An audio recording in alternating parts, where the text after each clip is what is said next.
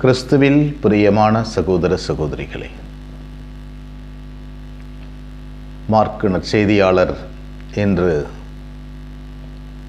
இயேசு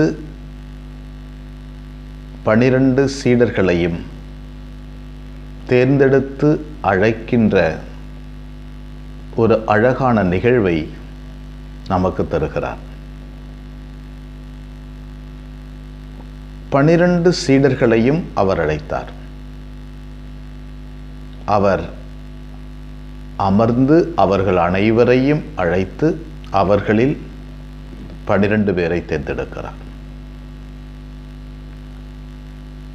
ஆண்டவர் இயேசு கிறிஸ்து முதல் திரு அவையை உருவாக்குகிறார். புதிய இஸ்ராயலை உருவாக்குகிறார். தன்னுடைய சீடர்களை உருவாக்குகிறார். இந்த சீடர்கள் அவர் விரும்பியதை செய்வதற்காக அழைக்கப்படுகிறார்கள்.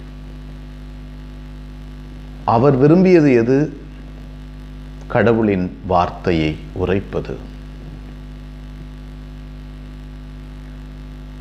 ஆண்டவருடைய செயலை செய்வதுதான் என்னுடைய வேலை, என்னுடைய சுமை என்று சொல்லுகின்ற பவுலடிகளாரைப் போல இந்த 12 பேரும் கடவுள் நியமித்த வேலைகளை செய்வதற்காக அழைக்கப்படுகிறார்கள். பல நேரங்களில்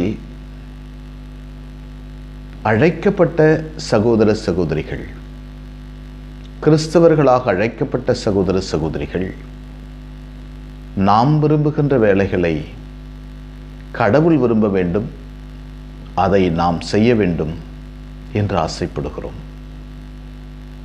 அதனால் கவலையுறுகிறோம், பயப்படுகிறோம், துன்பப்படுகிறோம். அதை பற்றி அதிகமாக யோசிக்கிறோம். கடவுள் விரும்புவது என்ன? தம்மோடு இருக்கவும் தாம் விரும்பியவர்களை அழைத்தார். அவரோடு இருந்து அவர் விரல் எதை காட்டுகிறதோ அந்த பாதையில் நடக்க. நமக்கு பல்வேறு ஆசைகள் இருக்கலாம்,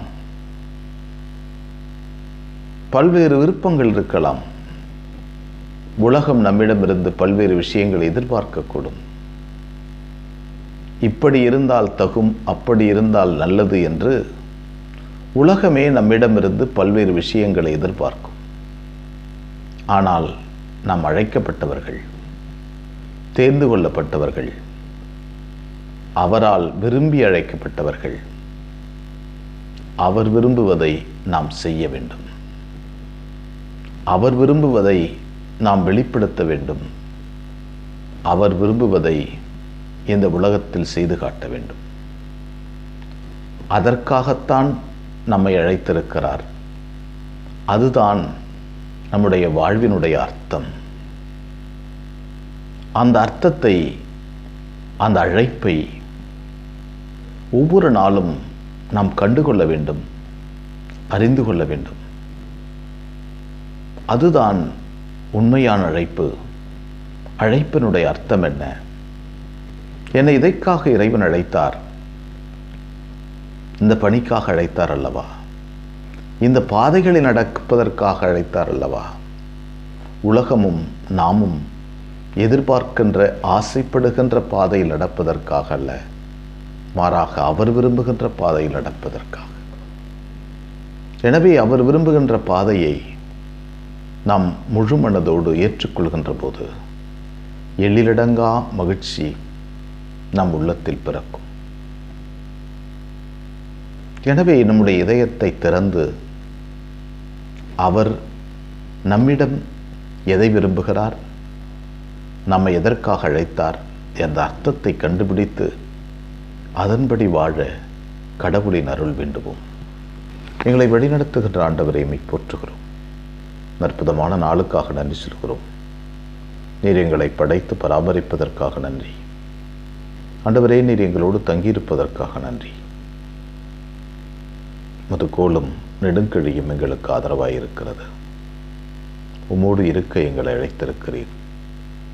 உம் பாதைகளில் இருப்பதற்காக அழைத்திருக்கிறீர். உம்மோடு பணி செய்ய அழைத்திருக்கிறீர். அதை நாங்கள் முழு மனதோடு ஏற்று, அரைகுறை மனதோடு அல்ல, முழு மனதோடு நாங்கள் ஏற்று உமது பாதையில் நடக்க வரம் தாரும். அனைமரியே, எங்கள் அன்பு தாயே, உம் திருமகனிடம் எங்களுக்காக இடைவிடாது பரிந்து பேசும். ஆமென்.